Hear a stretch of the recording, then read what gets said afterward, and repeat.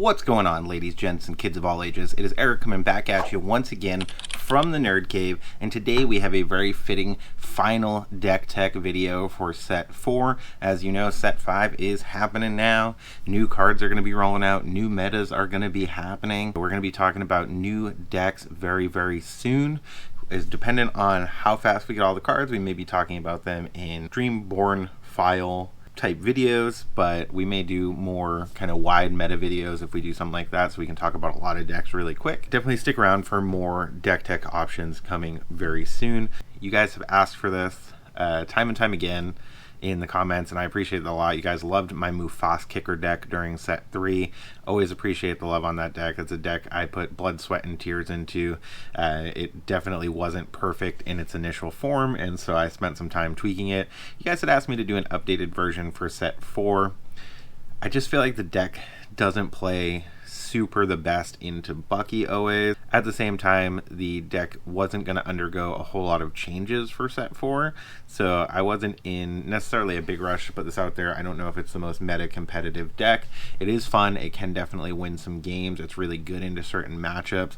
It's not great into discard, but with Bucky leaving the format, I think this is a deck that you could iterate on going into set 5. Definitely love playing this deck myself. I always love anything where you can get Mufasa in the mix, and Simba. I'm definitely playing some cards you don't see every day, so that's always a good time to me. But as always, thank you so much to Patreons who make the giveaways on the channel possible. You may have guessed, but when we hit 2,000 subscribers, we're going to be looking at doing another big giveaway. We'll talk about that more as the time comes.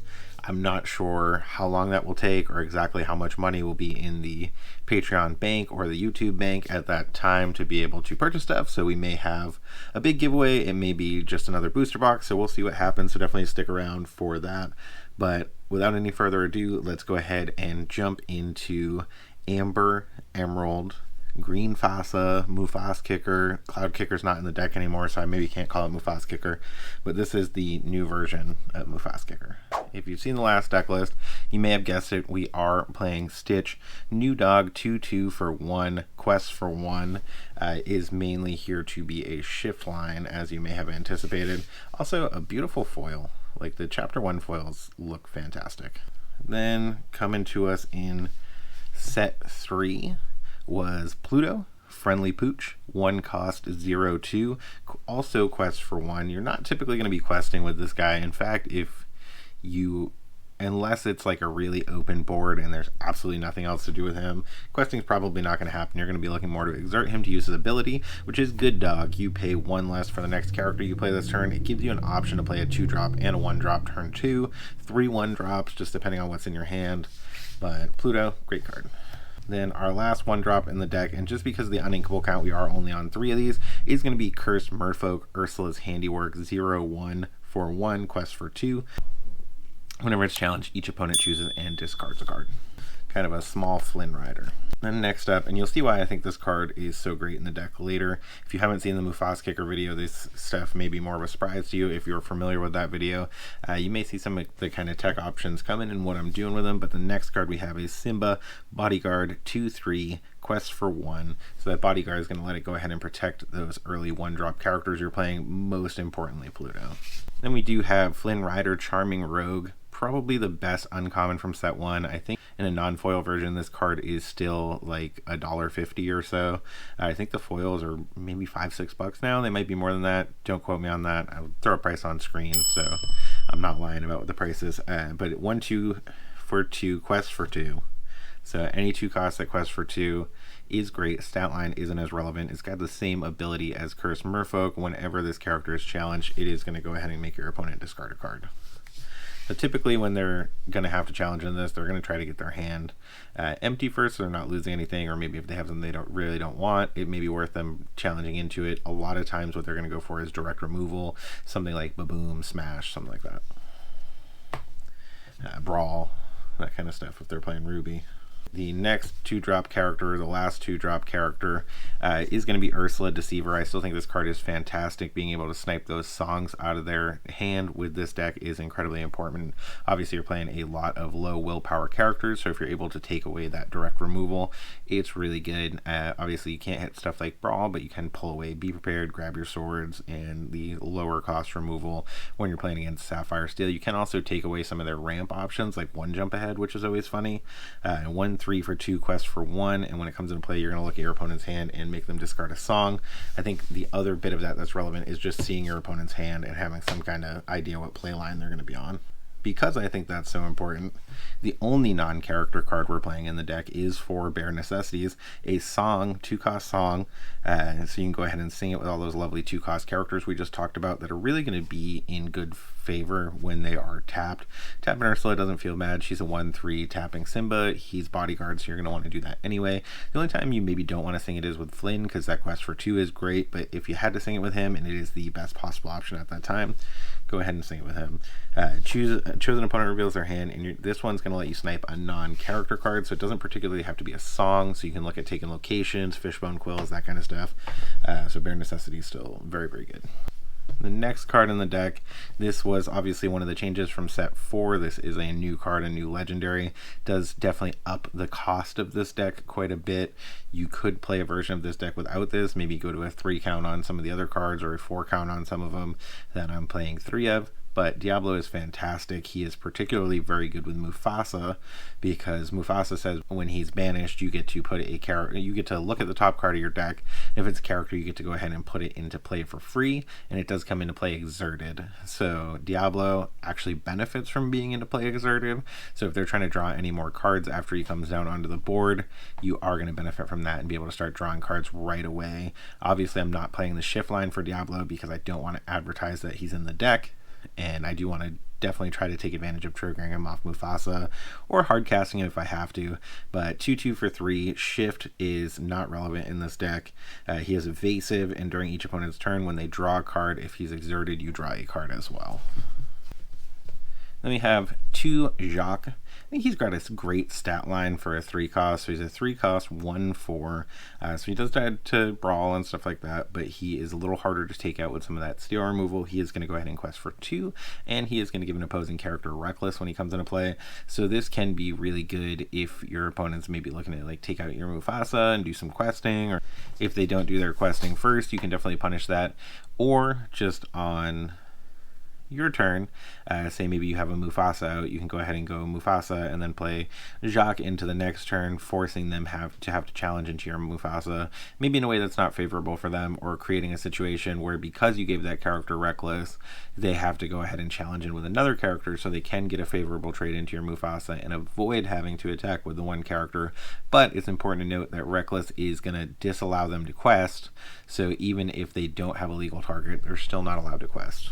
Then another 2 of in the deck, we do have 2 Hey Hey Bumbling Rooster, 2/3 for 3, quest for 2. Obviously, you can see we're trying to put a lot of quest pressure on the opponent with this deck. Just two quester, 2 quester, 2 quester, turn after turn. This one is fantastic into Sapphire. It's really good in any situation where you are not on the play. You can definitely go ahead and take advantage of it. You're typically looking at playing it going into turn 4 if you're trying to take the best advantage of it and they're not ink ramping. Sometimes you may just be looking at inking it to play one of the other excellent 3-cost characters that's going to let you quest for 2 in this deck. But when you play this character, if an opponent has more cards in their inkwell than you may put the top card of your deck in your inkwell face down and exerted. Obviously, that can be a fantastic way to ramp with a deck that doesn't have a lot of card draw. Getting cards into your inkwell can be super important. Then another way to make those characters cheaper, just in case you don't have a lot of ink, we are on 3 Doc still. I did cut from 4 to 3 in this version of the deck. Another option where he's going to come down for 3 is going to be a 2/3 that quests for 2, so another double quester, and whenever this character quests, you may pay 1 less for the next character that you play. So not only is he going to be questing for 2, he's going to be putting a lot of pressure going into turn 4, because he's going to be threatening playing a 5-drop character, or if you have Pluto out, you may be even threatening playing a 6-drop. The next card in the deck is Rapunzel. This is another 3 count for me. I didn't feel it necessary to steer into 4 of these. Obviously, it's a really good card. Healing is super relevant, but a lot of times characters are going to go ahead and try to just take that favorable challenge and take out your characters in one shot. People aren't usually going to be looking at leaving your characters with damage. That might change going into the next set, so perhaps we'll be looking at a different playline. I think she's definitely 4 of in something with Ruby, because they do have those self-damage characters, and that is super good, super synergistic with Rapunzel. But obviously she is here to take advantage of those times that you challenge in, put a little damage on a character, and then go ahead and heal him up to get you some of that card draw going. And she's not the worst top deck with Mufasa to get somebody who quests for 2 and has 5 defense. Sometimes they can't challenge into it and take it out right away, even though it's exerted. Then another 2 I've got lots of like kind of little tech options in this deck. A lot of them are inkable, so you're going to be able to go ahead and ink them if they're not good at that particular time. But we do have 2 Friar Tuck, Priest of Nottingham, another 2/4 stat line, also a 2 quester for 4. When he comes into play, the player with the most cards in their hand is going to go ahead and discard a card. As I mentioned, even though you are on kind of a discard line with Curse, Merfolk, and Flynn, it's kind of minimal discard. We don't have a lot of other stuff that's making our opponent discard. A lot of decks are super draw heavy right now, so you can punish that with a Friar Tuck by getting that extra cheeky little discard on turn 4 out of them and developing a body that's going to be questing for 2. Then the man of the hour, the VIP, you heard me talk about it at the beginning of the video and throughout. We are playing for Mufasa, Betrayed Leader. He is a 5-cost 3/3. Obviously that wouldn't be the greatest stat line in the world if it weren't for his ability. He is also going to quest for 2, so another aggressive quester. And when this character is banished, you may reveal the top card of your deck. If it's a character card, you may play that character for free and the interplay exerted, otherwise put it back on top of your deck. The only possible non-character card you could hit in this deck is Bare Necessities. Every single other thing is a character. Obviously we do have a heavy line with characters that are under 5 costs in this deck. It is the majority of the deck. However, we did particularly decide to take advantage of characters that are going to benefit from coming into play exerted or be able to do something for you when they come into play, like Ursula. If you hit an Ursula with this, it's going to come in and snipe a song. If you hit a Flynn, it's going to come in and potentially be a threat for your opponent to have to discard. It's another threat to quest for 2 if they can't challenge in and kill it, or kill it with removal. We do also have those 1-drops. Even Cursed Merfolk is going to be the same type of threat, where they may have to put themselves in a position where they force a discard out of themselves. Stitch is one of those cards you maybe don't want to hit. The small Stitch. Pluto, you don't really want to hit off Mufasa. Those 2 are definitely kind of a bummer. Even going into the 3 costs, the main ones you wouldn't want to hit is Doc. Hey can be really good, particularly on your opponent's turn, because there are instances where they're going to be up on ink from you. So if you can get Hey out during your opponent's turn, you can potentially ink ramp, be ready to play something even bigger going into your next turn. If you do hit Diablo, obviously Diablo's threatening drawing you cards if they can't remove it, if they don't have evasive or direct removal. So even the cards that are under 5 are going to be beneficial for you to hit coming off of Mufasa. And there are a lot of things that are 5 costs or more, and we're going to go ahead and talk about those now. This is another card I thought was fantastic previously. That is Ray. 3/3 for 5, quest for 3, evasive. A lot of people are playing 2 damage spells. There's not as much smash in the meta right now. Survives through Grab Your Sword, survives Let the Storm Rage on. Obviously if they have a decent board, Strength of a Raging Fire is a major threat to Ray. But you are playing Ursula, so you can potentially snipe those cards out of your hand before they're able to really do it to you. But if you hit him off of Mufasa, a lot of times your opponent doesn't have an evasive character to remove him in a challenge with, so they are looking at having to have that direct removal to prevent you from at least getting 1 quest for 3. And he's inkable. I mean, what's not to love? And then another big card in the deck, because we are playing a lot of 1 and 2 drops, is going to be Stitch Rockstar.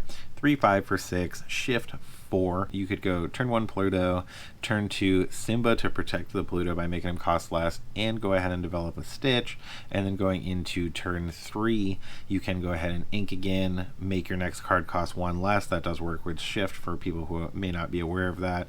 And you can go ahead and get this shifted down for 3 and have a board that looks like Pluto, Simba, and Stitch. You can alternatively develop a Doc going into turn 3 for 1 less and still develop another 1 cost, but you may want to keep that 1 cost so you get Stitch down, and then develop Stitch going into turn 4 when you can play that 1 cost character right away to take advantage of the exertion ability. There's a lot of possible play lines with this, but getting a Stitch down on turn 3 with 2 other characters on board can be pretty gross for your opponent. And whenever you play a character with cost 2 or less, you may exert them to draw cards, so he's a great draw engine for you, and he is going to quest for 3. Then another card that's fantastic with Stitch, and people may not always realize this, is going to be Perdita, Devoted Mother, 1/6 for 6, so she does die to Brawl, which is always a bummer, but she does quest for 2 like most of the other characters in the deck, and when you play this character and when she quests, you're going to be able to go ahead and return a character with cost 2 or less from your discard pile to play. So even if she is being threatened, you could potentially bring her into play. Maybe say they have like a Maui on the board and that's their only relevant attacker. They're going to be able to kill your Perdita. If you have a Simba in your discard pile, you can go ahead and put that into play, and you can put it into play Exerted with its bodyguard ability. Or if you have Stitch in play, you can put it into play Exerted to Stitch to go ahead and draw a card and have a bodyguard protecting your Perdita. So that symmetry is great. If they have a lot of cards in their hand, you think they're maybe threatening you with a song, you could go ahead and recur Ursula, go ahead and get a card out of their hand. So there's just some great targets for Perdita in this deck. In the last couple cards in the deck, we do have 1 7 cost, 4/8. Great when you hit it with Mufasa. Not always the best in the hand, maybe inked a lot of times unless you're pretty far into the game, which you don't want to be. But he's another 2 quester, 4/8.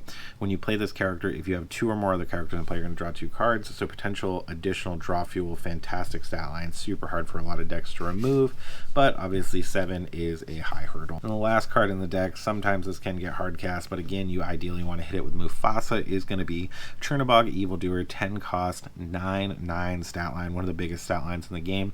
Is going to quest for 3 like many of the other characters in the deck. For each character card in your discard, you may pay 1 less to play him, so if they are punishing you and getting a lot of your cards into the discard, you can potentially get Chernabog down pretty early in the game. And when you play this character, shuffle all character cards from your discard back into your deck, so he's a great way to kind of press that reset button, get some of those small characters back in there. It is not an optional ability, so if you want to be set up to hit for Mufasa and you've got him in your hand, you may want to get that Mufasa down, let him hit something in your deck first before you recur a bunch of 1 and 2 cost characters in there. It's definitely something to keep in mind, but Chernabog is a fantastic card. But that is the updated deck list for Mufasa Kicker. As always, I'd love to hear you guys' thoughts in the comments below. I'm always curious what you're thinking of these deck lists. If you like this more, if you think the changes are beneficial overall, is there cards that you would have played that I didn't put into this list? I always love to hear what you think. But remember to like, comment, and subscribe. Check out the Patreon if you want to support those giveaways and get some neat extras when you see those toys, video games, and decks featuring Mufasa off in the distance. It is not a mirage. You guys have a great day.